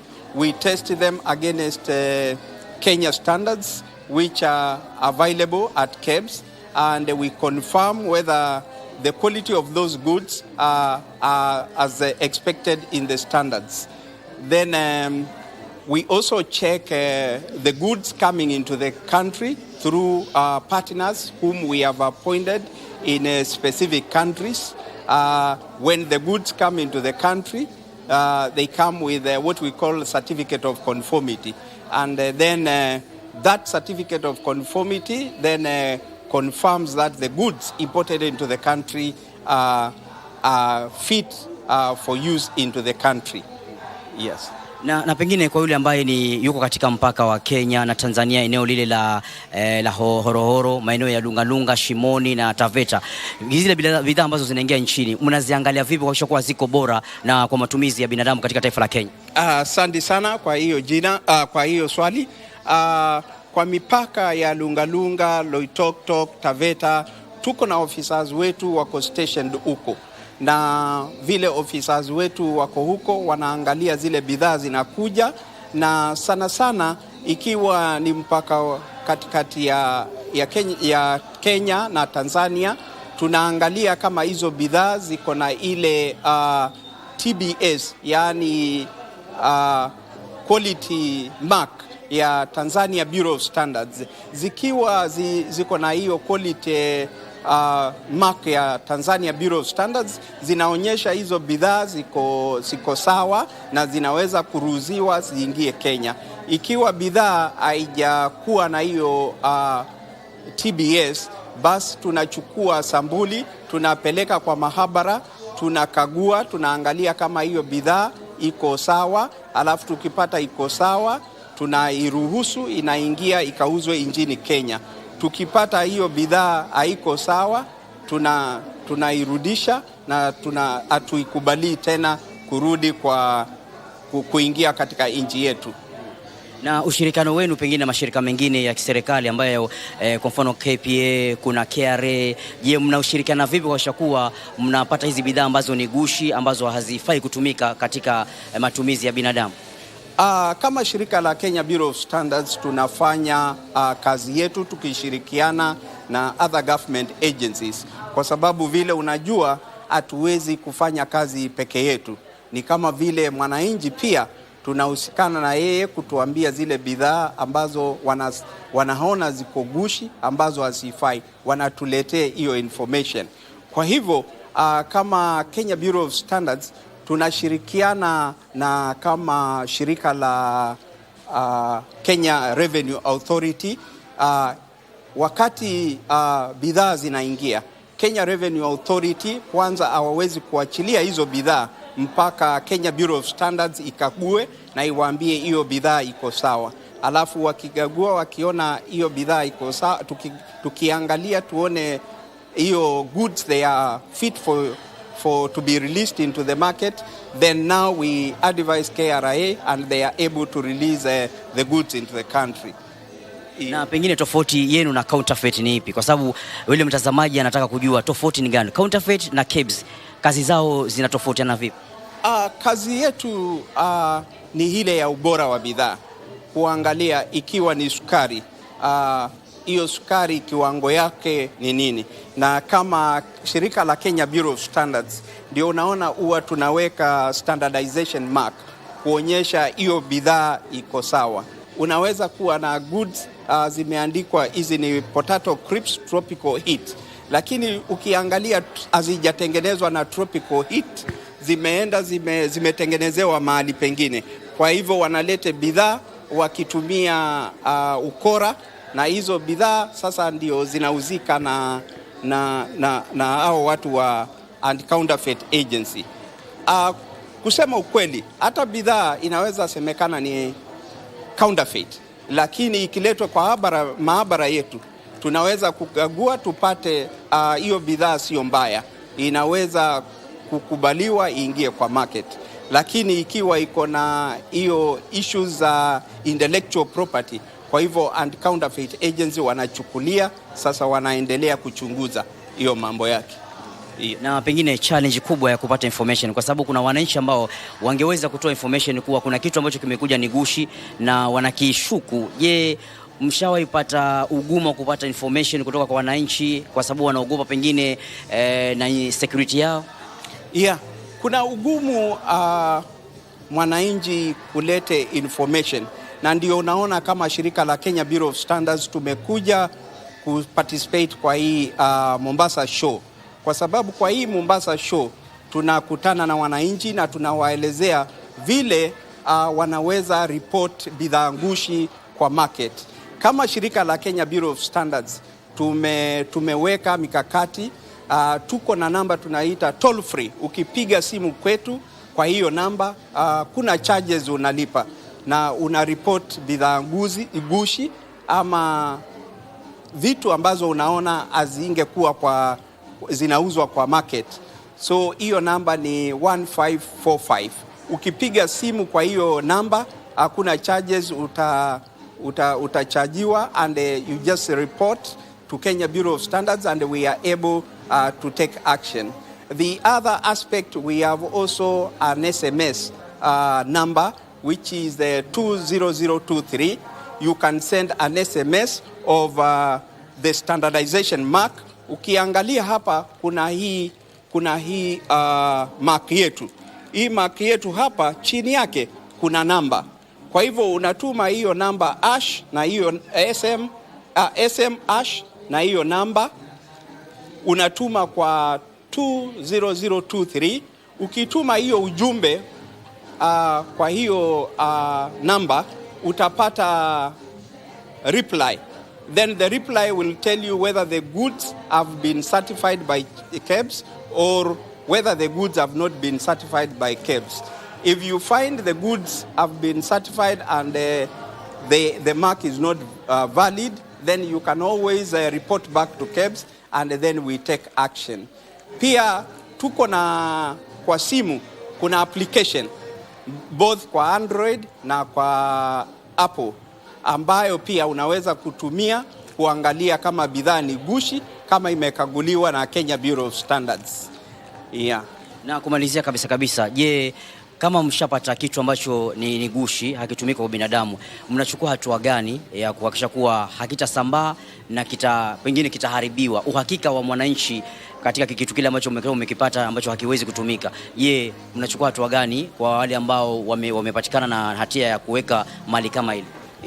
Kama shirika la Kenya Bureau of Standards tuko na ile Standards Act Cap 496 Laws of Kenya, na hiyo act ndio imetupatia ile jukumu letu la kufanya kazi katika hii nchi. Kwa hivyo tukipata uko na bidhaa gushi na tumeangalia tukaona hizi bidhaa ni mbaya, tunachukua hatua, tunaenda tunaweza kuzichoma ama tunaweza kusema ikiwa zilikuwa zimeletwe through importation, then we can tell you to re-export them to the country of origin. Kwa hivyo kawaida bidhaa zikiwa gushi, tuko na hiyo mikakati ya kuensure hizo bidhaa haziingii katika nchi ya Kenya. Bila shaka asante sana Bwana Charles Muse kwa uelevu wako na weledi wako wa kuweza kudadavua yale yote ambayo yanahusiana na KEBS, kuhusiana pia na ubora wa bidhaa. Lakini pia tunakukaribisha katika kibanda hiki cha KEBS ambacho kinapatikana hapa katika maonyesho ya kilimo ya mwaka huu maeneo ya Mkomani, Mombasa mwaka 2023, upate kujua mengi ambayo shirika hili la ukadiriaji wa ubora wa bidhaa linafanya zaidi, na utaelezwa mengi ya haya ambayo umeweza kuyapata kwa siku ya leo.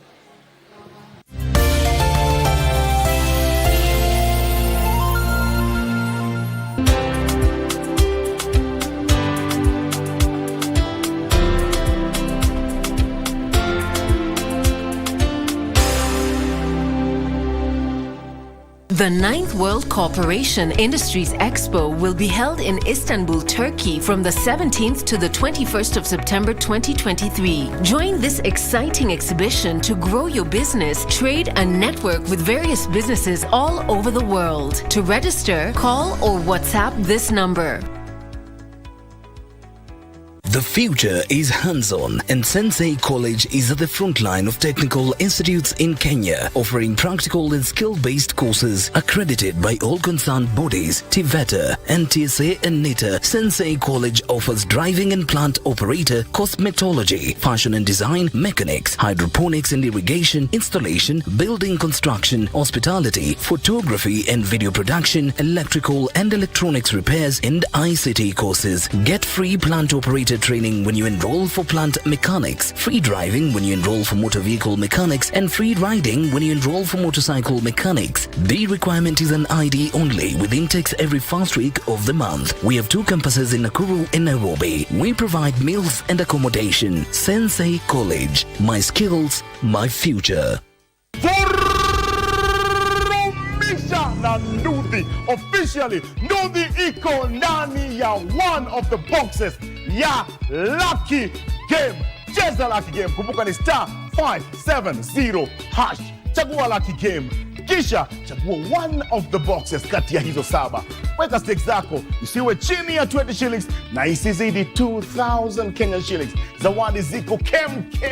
Kiwapo pia Nduthi tumeingiza mahali pale. Vurumisha na *570#.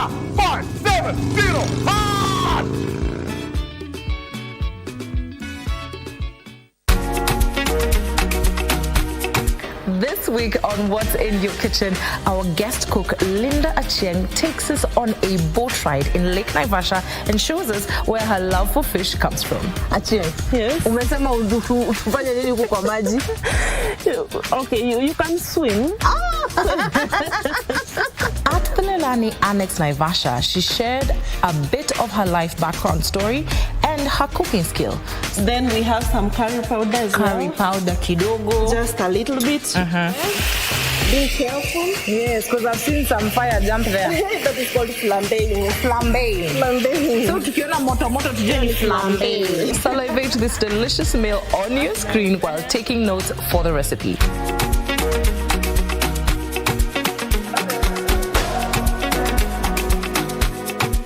Differently abled.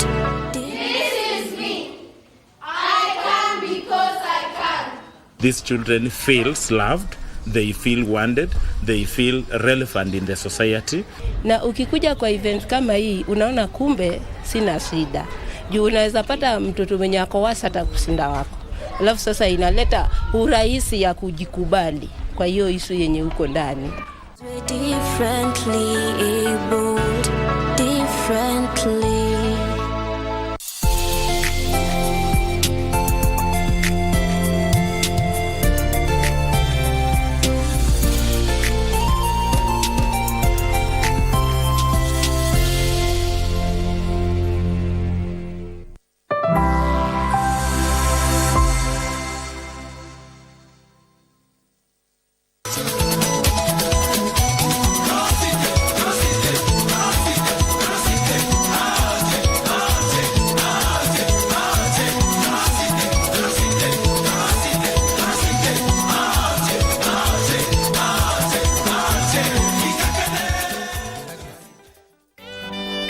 Communiqué nécrologique, sango ya mambo national na ba réseaux sociaux. sango ya liwa ya mama mokili mobimisa kolela yo mama pema na momoto mama Chala mwana Elizabeth ngwayo leki wa yo Adolfo Dominguez liwa ya mama Chala na biso synonyme ya deuil national miziki ya mama Chala mwana et défendaki culture congolaise sur le plan international maman. Liwa mabeo pona nini mama Chala mwana otiki biso na matanga Chala mwana okei mobesu otiki biso bana kombo na matanga Liwa mabeo pona nini otiki tata Dominguez na matanga Mokwa na mama Denise bakaboli mawana famille ya mama Chala gouvernement mobimba bakaboli mawana yokisa mwana komi stupéfait immobilisé na maide intérieurement paralysé kokende na yo mama elongoli un plus na style ya miziki ya Congo Rumba congolaise komi un peu incomplète oyozalaki parmi baikone ya miziki ya Congo Bona nini mama Chala mwana otiki biso na matanga Chala mwana okei mobesu otiki biso bana kombo na matanga Liwa mabeo bona nini otiki tata Dominguez na matanga Imiko Sokoda na Age Matembo Igwe de Lubudi bakaboli mawa portail ya RDC Olele Mandalala partout émotion na mitema ya bato balela mama na tanga barchive batrophée ya mérite loyembo ekokoma saturé mama Emma Malou mama Emma Grabin mère mama Emma Chanza mama Chala na ngai mama Chala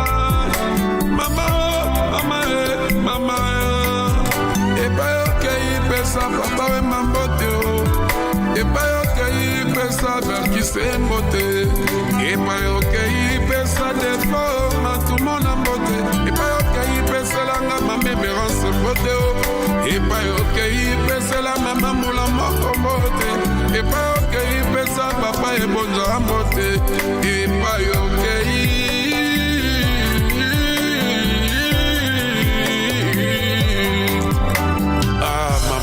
pema na kimia bazembo na yo traverse ba frontière na ba océan